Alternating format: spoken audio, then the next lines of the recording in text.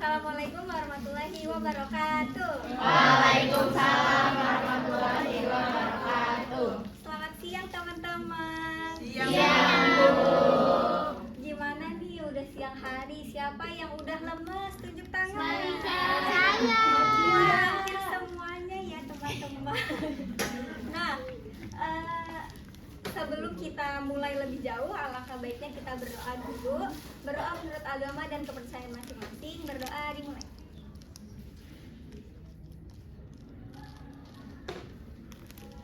Berdoa dicukupkan. Karena ini pertemuan pertama kali Ibu sama teman-teman, Ibu mau perkenalan diri dulu. Perkenalkan, nama Ibu Tia Sisti Widyastuti. Teman-teman bisa manggil Ibu Tia atau Ibu Guru Tia ya. Ya, Ibu. Sebelum kelas ini tadi habis belajar apa teman-teman? PDA, Begitu. Nah, ternyata dua materi itu masih berhubungan sama apa yang pengen kita pelajarin. Kata kuncinya adalah output dari persamaan dasar akuntansi dari jurnal umum. Nantinya perusahaan akan menghasilkan apa sebagai bahan informasi? Laporan keuangan. Betul sekali. Nah, teman-teman, walaupun teman-teman udah lemes banget atau kayak udah capek karena dua mata pelajaran tadi sangat menguras otak, tapi ingat teman-teman, siapa yang punya cita-cita pengen punya kontrakan banyak? Saya. Nah, ya kan? Punya Itu rumah kan enak banyak kalau juga kita tinggal duduk tapi duitnya ngalir. Nah, teman-teman ingat itu aja. Kalau misalnya lagi capek, sehari dua hari boleh istirahat. Seminggu, sebulan juga boleh, tapi teman-teman ingat lagi harus tetap beraktivitas sesuai jadwal. Gitu. Nah, kita langsung masuk ke laporan keuangan. Jadi yang tadi udah Ibu singgung, laporan keuangan itu output dari materi sebelumnya, dari kita belajar bersama dasar, belajar jurnal umum. Nanti kita akan menghasilkan yang namanya output, yaitu laporan keuangan. Nah, laporan keuangan ini merupakan sumber informasi mengenai posisi keuangan, apakah perusahaan itu dalam keadaan stabil atau sebaliknya. Contoh, misal di tahun 2020 perusahaannya untung hampir 95%, tinggi apa enggak? Nah, tapi tahun selanjutnya ternyata keuntungannya nggak nyampe 50%, kan anjlok tuh. Nah, itu adalah salah satu fungsinya si laporan keuangan. Jadi bisa melihat stabil atau enggaknya gitu. Nah, tujuan utamanya sama tadi, memberikan informasi bagi pihak yang berkepentingan. Jadi laporan keuangan itu bukan buat internal perusahaan, bisa juga buat pihak-pihak terkait. Contohnya apa? Kalau pihak terkait yang butuh laporan keuangan, satu, Investor. dua, ya, tiga, Pemerintah. ya, empat, ya, betul semua. Tepuk tangan. Nah, teman-teman, jadi Ibu punya pembeda. Jadi kalau misalnya kita nggak pakai tepuk tangan, tapi kita pakainya kayak gini. Kalau misalnya semua udah bisa jawab, kita harus kasih apresiasi buat diri sendiri dengan ngasih bintang.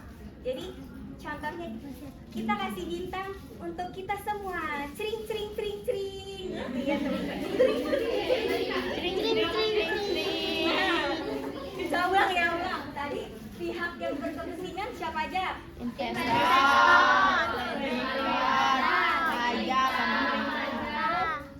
Ya. Nah, kita kasih bintang untuk kita semua. Betul sekali. Nah, dari 5 laporan keuangan itu kita akan bahas satu persatu. Tapi di pertemuan kali ini kita mau bahas tentang laporan laba rugi dulu. Nah, selain laporan laba rugi ada laporan keuangan apa aja? Neraca. Laruska. CALK. Betul. Kita kasih bintang lagi. Nah, betul. Jadi pertemuan kali ini kita mau bahas laporan laba rugi dulu. Jadi buat 4 laporannya itu kita bahas di pertemuan selanjutnya. Nah, kadang kan apalagi kalau remaja-remaja zaman sekarang kayak dipertanyakan banget kenapa sih kita perlu pelajarin ini gitu. Apakah nanti pas turun di dunia kerja kita beneran ketemu sama materi ini gitu. Nah ternyata kenapa sih kita perlu memahami laporan laba rugi? Yang pertama, ketika kita adalah seorang akuntan, udah pasti kita berkutik dengan laporan-laporan perusahaan, makanya kita perlu banget memahami laba rugi. Terus ketika kita jadi manajer, kalau kita jadi manajer, kita perlu laporan keuangan sebagai atau laporan laba rugi sebagai bahan evaluasi. Kayak tadi misal perusahaan kita di tahun ini nih gimana peningkatannya atau malah turun gitu. Terus sebagai bahan pertanggungjawaban, kan kalau manajer kan tingkatnya lebih tinggi dong, dia punya tanggung jawab yang sangat besar sekali, makanya dia laporan laba rugi ini merupakan salah satu laporan tanggung jawabnya si manajer ini. Terus kalau misalnya yang ngasih yang ngurusin kayak misal uang di akhir tahun, kayak misal dikasih buat karyawannya, itu diurusin sama manajer juga. Jadi misal manajer tahu, oh tahun ini kita untung, berarti keuntungannya bisa kita bagi nih buat karyawan sebagai bonus gitu. Terus kalau misalnya jadi shareholder atau pemegang saham, kita perlu tahu kita tahun ini dapat dividen berapa ya gitu. Terus kalau misalnya kita jadi kreditor, kita juga perlu tahu lihat laporan laba rugi milik perusahaan, karena sebagai penentu kita jadinya mau ngasih kredit ke mereka atau enggak ya gitu. Dan itu juga berlaku kalau kita jadi investor. Kalau misalnya kita investor kan kita harus lihat dong, kita mau nanamin saham kita atau kita mau investasiin ke perusahaan yang kayak apa, apakah emang keuntungannya dia benar-benar signifikan, benar-benar stabil gitu. Itu sebagai bahan pertimbangan buat si investor. Nah, terus di laba rugi itu unsurnya apa aja atau dalamnya tuh ada apa aja? Nah ini harus teman-teman ingat selamanya ya teman-teman. Harus diingat apa? Selamanya. Betul. Yang pertama, seberapa mampu sih perusahaan menghasilkan omset atau penjualan atau pendapatan? Berarti keyword di poin pertama adalah pendapatan. Yang kedua, seberapa besar sih kos dan biaya yang ditimbulkan dari aktivitas operasional perusahaan dalam rangka membentuk omset atau pendapatan? Berarti keyword kedua adalah biaya. Betul, berarti unsur laporan laba rugi ada dua. Yang pertama pendapatan, yang kedua biaya. Betul, ini harus diingat selamanya ya teman-teman.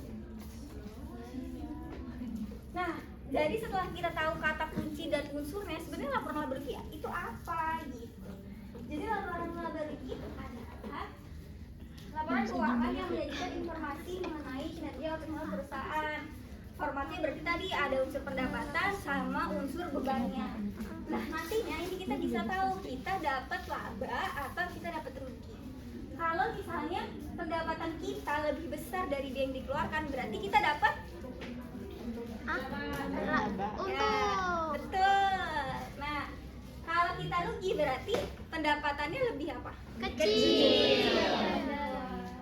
Jadi kalau misalnya laba pendapatannya lebih besar, tapi kalau misalnya rugi pendapatannya lebih kecil. Betul sekali.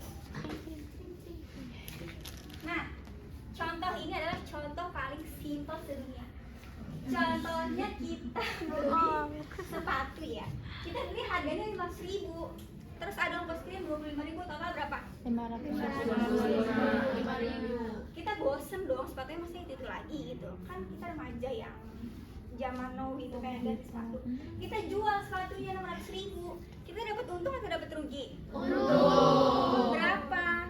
75.000. Betul. Kita kasih bintang untuk kita semua. Nah, contoh kedua.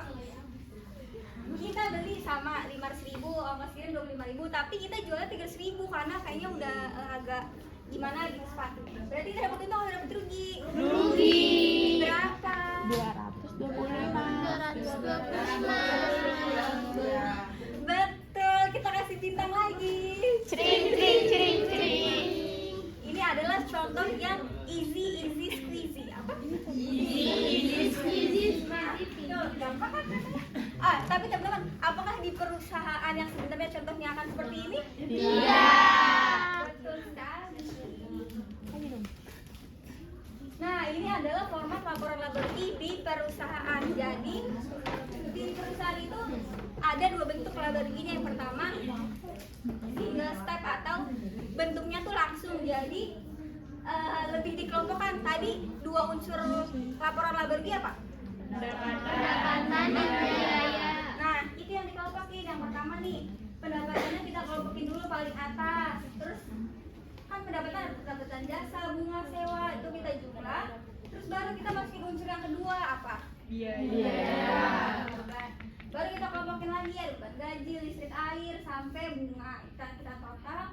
Nah, pendapatan dikurangi sama beban, baru kita tahu hasilnya dia untung atau rugi. Kalau untung berarti kayak gimana? Pendapatannya lebih besar daripada biaya. Ya, kalau kita rugi berarti Pendapatannya lebih kecil. betul. Ini bentuk single step. Nah, contoh kedua adalah multiple step. Jadi ini lebih terperinci. Kita lihat bedanya. Bedanya di mana? Tebak aja. Di formatnya. Ya, Ada yang pendapatannya digabung, yang ini dipisah-pisah. betul banget. Nah, berarti kalau ini lebih diperinci. Jadi ada pendapatan jasa sama pendapatan di luar usaha gitu. Jadi dia dipisah. Pendapatan jasa hasil dari penjualannya dia taruh paling atas, terus beban usahanya. Terus pendapatan di luar usaha ditaruh di bawah, beban di luar usaha juga ditaruh di bawah. Jadi sebenarnya sama aja rumusnya. Kalau misalnya kita harus ingat si unsur tadi selamanya ya, harus diingat selamanya. Si pendapatan sama beban. Nah, kalau kita udah ingat itu pasti buat nyusunnya gampang sekali. Nah, ini ada contoh menyusun laporan laba bersih. Ayo kita hitung bareng-bareng. Nanti ibu yang tulis, teman-teman sebutin ya angkanya. Iya, Bu. Baik, Bu.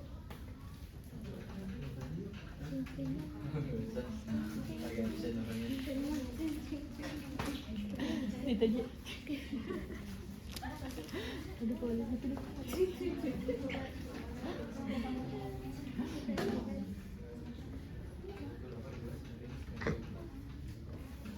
Nah, sebelum kita nulis pendapatan berapa, beban berapa, kita harus nulis apa dulu? Yang paling atas tuh betul. Contohnya ini perusahaan apa yang enak? Jaya Sentosa. Siap, Jaya Sentosa.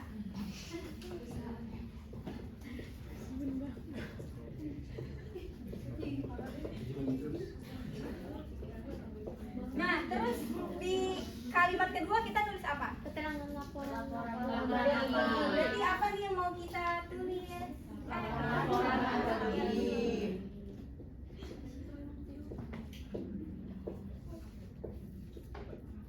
Terus yang ketiga, Periode. nah yang enak periode berapa? 2023. 2000-nya? 23.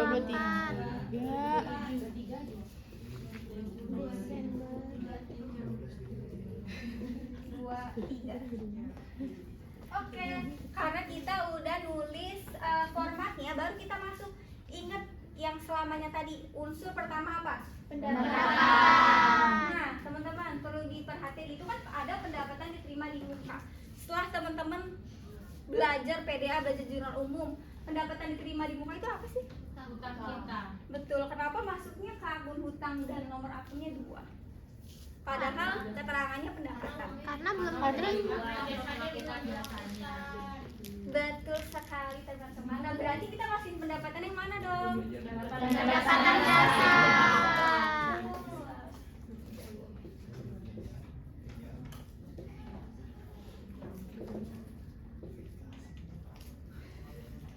Berapa tuh teman-teman? 3.500.000. Nah, unsur kedua apa? Betul. Beban apa tuh dari beban pertama berarti? Beban gaji. Beban gaji. Gaji karyawan sewa. Penyusutan. Peralatan. Beban gajinya berapa? 1.200.000. 1.200.000. Ya, mati, Ya Bu. mati, Bu.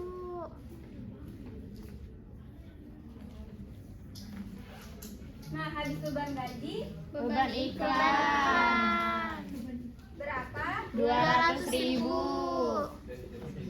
Habis itu ada apa lagi? Beban sewa Berapa? 500.000. Nah, lalu apa udah? Masih ada Apa tuh? beban penyusunan peralatan Berapa? 75.000. Udah? masih ada lagi Beban perlengkapan Beban perlengkapan berapa? 400.000.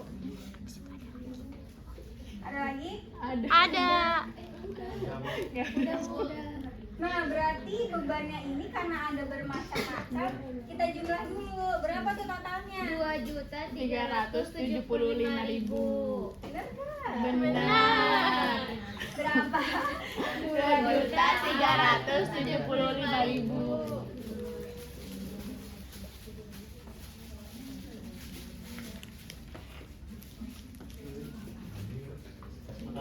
Nah, dari sini udah kelihatan nih, kita punya beban 2 juta sekian. Tapi pendapatan kita 3 juta. Berarti harus dikurang dulu kan? Pendapatan dikurang soal beban berapa? 1.125.000. Nah, berarti dari kesimpulan ini kita dapat untung atau dapat rugi, teman-teman? Untung. Betul. Kenapa kita dapat untung? Karena pendapatannya lebih besar. Betul sekali, teman-teman. Cing cing cing. Oh iya, kita kasih bintang untuk kita semua. Cing cing cing.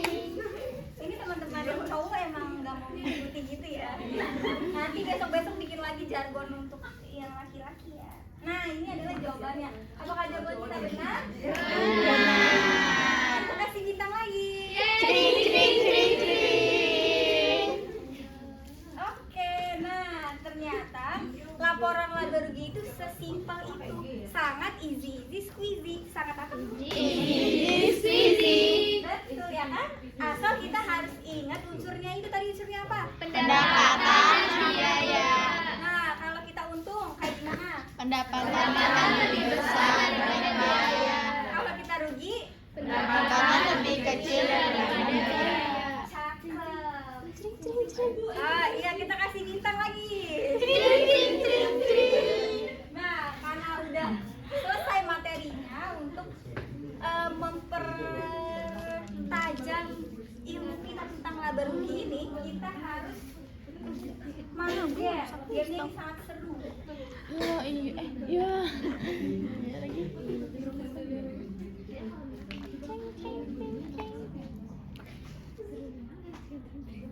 Ini sangat easy squeezy ya teman-teman.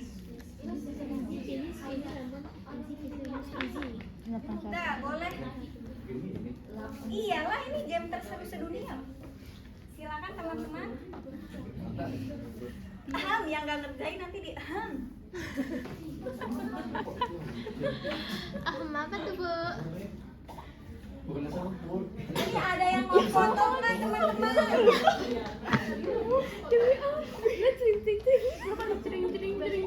Teman-teman ini ada yang mau foto dulu nggak? Ntar ulangan nggak ada yang ngerti Mau, loh, Bu. teman-teman. Oh iya benar sapi ini ya 1, 2, 3 udah. Namanya cering semua.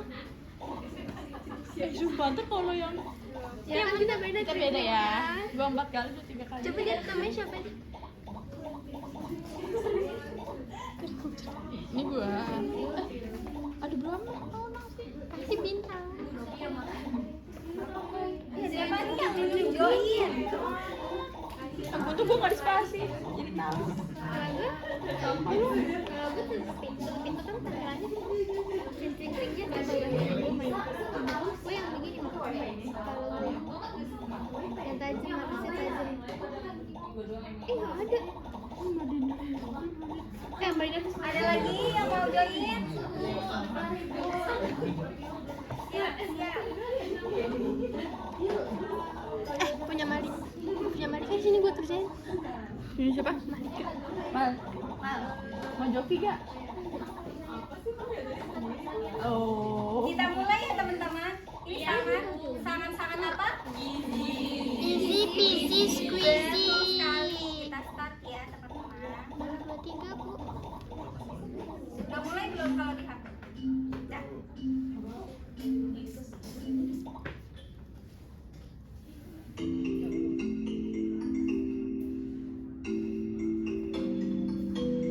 Gue benar semua.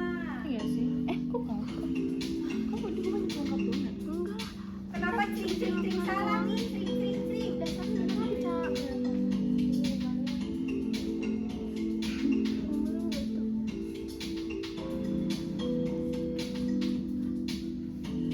Ya, kalau gue nggak salah.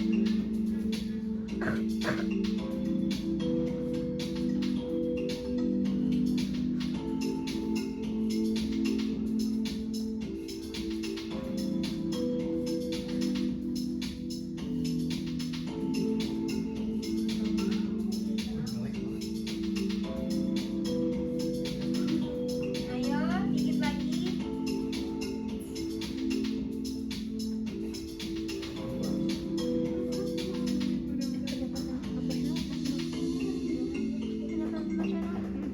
Pembeli inventaris ya.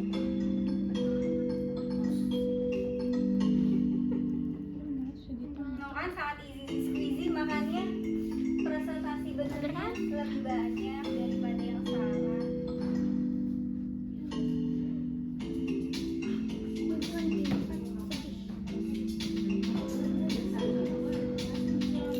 Banyak yang bener.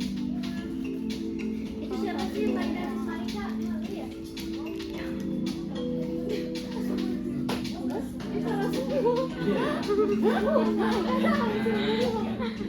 Malika nanti ada tambahan PR ya.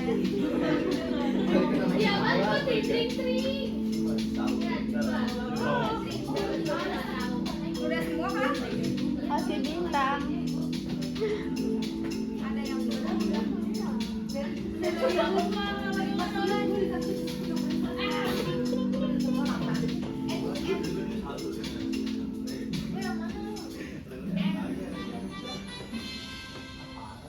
Yeay, selamat. Kita kasih jangan selamat. Kita kasih bintang untuk kita semua.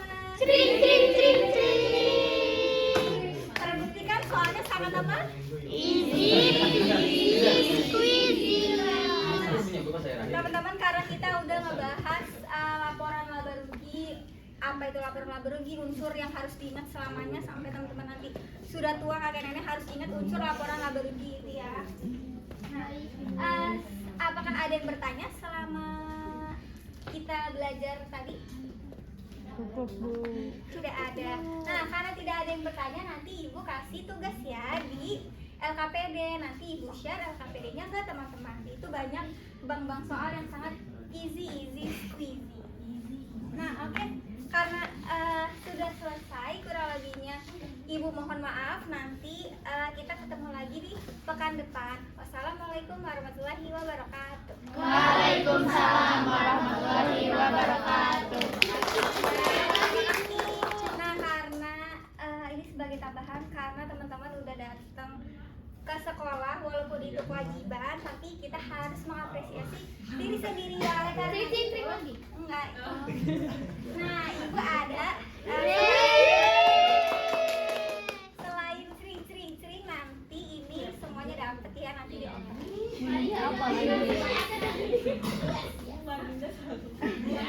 Yang nggak cering nggak dapet. Tapi juga Nah, teman-teman, kita sudahi ya teman-teman sampai bertemu. Oh iya, anak cowok tolong cering. 1, 2, 3. Dia emang mau cering. Oke, sampai ketemu lagi teman-teman.